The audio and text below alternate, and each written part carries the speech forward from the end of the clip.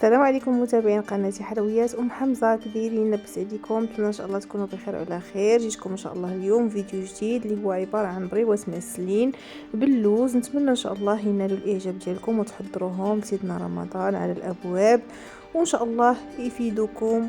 واللي ما كتعرفش تصايب بريوات يفيدها هذا الفيديو. كما كتشوفوا راهم زويونين. ندوزوا على بركه الله لديك المقادير.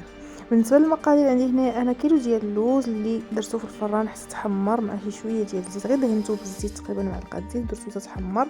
بقيت كنحرك فيه من بعد ما تحمر طحنتو مع 300 غرام ديال سنيده. هنايا غنضيف عليه معلقه صغيره ديال القرفه ونص معلقه صغيره ديال المسكه حر اللي دقيتها. وهنايا عندي 3 ديال المعالق ديال الزبده حيوانيه اللي خليتها حتى نشفات من الماء ديالها او الحليب اللي تيكون فيها. وتقريبا كاس لاروب ديال ما زهر الممتاز باش غادي نصايب العقده ديال اللوز. هادو بريوات اللي تقليديين، يعني ما ضفتش عليهم شي حاجه جديده، وما كاين ما احسن من الحاجه تكون على الاصول ديالها. مزيان نضيفوا مكونات جداد، ولكن ضروري من الحاجه اللي كتكون اصيله تكون حاضره في المائده الرمضانيه ديالنا ان شاء الله. هنا صافي راه العقده ديالي راه كما كتشوفوا ولات كتجمع. صافي غادي نبدا نخدم ان شاء الله. اول حاجه قبل ما نبدا غادي نصايب ديك التلصيقه اللي كنلصقوا بها البريوات، اللي هي عباره عن الماء والدقيق. كديروا غير الماء والدقيق وكتحركوا حتى كتحصلوا على واحد لاكول اللي كتنكوليو بها البريوات ديالنا باش ملي كنقليوهم ما تيتحلوش لينا في الزيت. صافي كنبقاو نخلطوا ونضيفوا الدقيق حتى كيختفيو دوك الكويرات ديال الدقيق. انا كنديرها خفيفه، ما كنديرهاش ثقيله باش ما تكونش معجنه. كما شفتوا هنا خفيفه. غنجيبوا هنا الورقه البسطيله، انا هنا شريتها ما صايبتهاش في الدار، ما عنديش الوقت ما صايبتهاش في الدار. كنقطع هكا الزوائد اللي من الجناب، من بعد كنحاول ما امكن نقطع شرائط اللي متساويه كما غتشوفوا. هنا انا بغيت بريوات صغار غنقطع شرائط اللي صغار في الحجم، واللي بغاهم شويه كبار يقطع شرائط اللي يكونوا كبار. نتمنى تكون الطريقه واضحه. سبق ودرتهم في البدايات ديالي، ولكن مع يعني كانت يلاه باديه وهذا ما وضحت لكمش مزيان وما شرحت لكمش مزيان، داكشي علاش علاش لا نعاودهم معكم. صافي هنايا كندير الباقي في واحد البلاستيكه وكنغطيهم باش ما ينشفوا لياش، باش ما تنشف الورقه. وكنحل هكا الشرائط اللي غادي نبدا بهم ان شاء الله، والاخرين درتهم كما شفتوا في البلاستيك باش ما يكرموا لياش. كنوجدهم هكا باش كتسهلوا عليا الخدمه.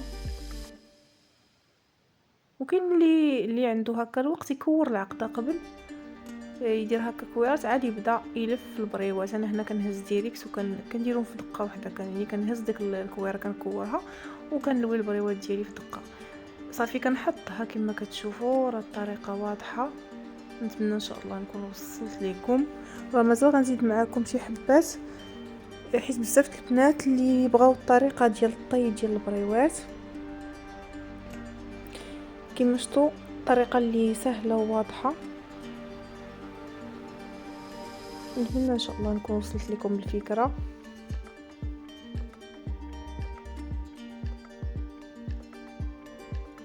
هنا انا درت بريوات لي صغيورين، كنهز غير واحد الكويره اللي صغيره.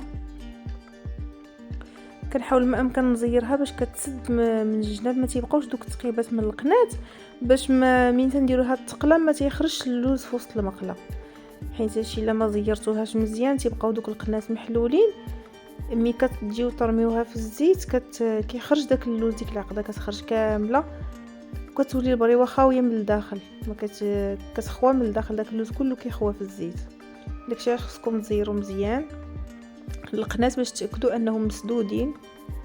ضروري تسدوا على داك العقده ديال اللوز باش ملي كتقليوها تبقى العقده لداخل ما كتخرجش. انا هنا تعمدت ما نديرش التسريع في هذه المرحله ديال الطي باش تكون واضحه. في الاخر كما كتشوفوا كندير ديك اللصقه اللي وجدت بالدقيق والماء.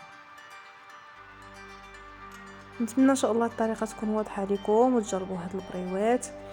وغادي نوريكم حتى الطريقه ديال باش تحتفظوا بهم مده طويله وتيبقاو جدادين ومقرمشين ومعسلين وديك اللمعه ديال العسل كتبقى فيهم ان شاء الله. في اخر الفيديو غنوريكم طريقه الاحتفاظ، كيبقاو بحال عاد صايبتيهم. نتمنى نكون وضحت لكم. انا غنستمر هكا حتى نكمل كاع الكميه اللي عندي، ونتلاقاو ان شاء الله باش نقليوهم.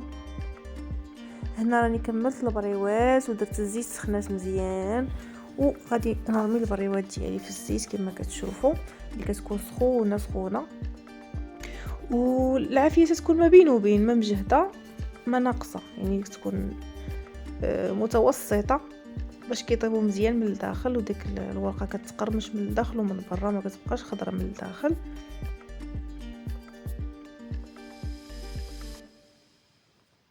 صافي كنخليهم شويه يتشمعوا بالزيت، وكنبدا كنحرك، ما كنحبسش من التحراك، كنبدا كندورهم باش يتحمروا لي من كاع الجوانب.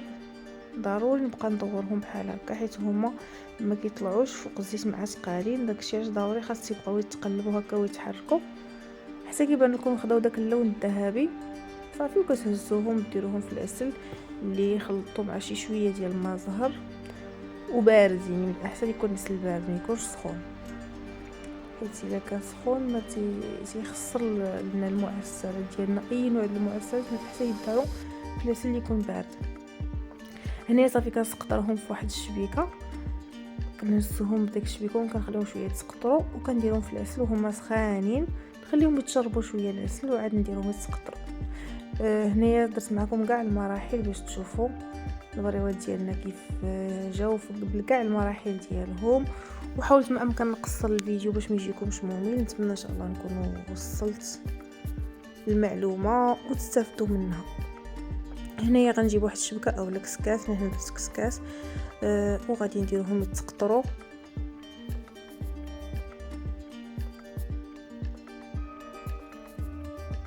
كما كتشوفوا اللون اللي ذهبي ماشي محمرين بزاف، مذهبين وطيبين من الداخل مزيان.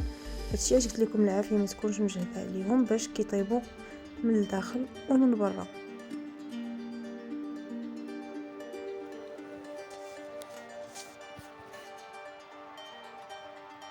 هنايا صافي خليتهم تقطروا وزينتهم باللوز ايفيلي، تقدروا تخليهم هكاك، تقدروا تزيدوهم بالزنجلان على حسب الذوق ديالكم. وهذا هو الشكل النهائي ديال البريوات ديالي. نتمنى ان شاء الله ينال الاعجاب ديالكم. الى عجبكم الفيديو ما تنساونيش باللايك واشتراك القناه وشي كومونتير محفز. البريوات ديالي صراحه جاو غزالين، انا راضيه على الشكل ديالهم، وان شاء الله غنوريكم الطريقه كيفاش تخزنوهم تيبقاو زوينين، تيبقاو هكا لامعين ومعسلين، وتا التقرميشه ديالهم تتبقى زوينه.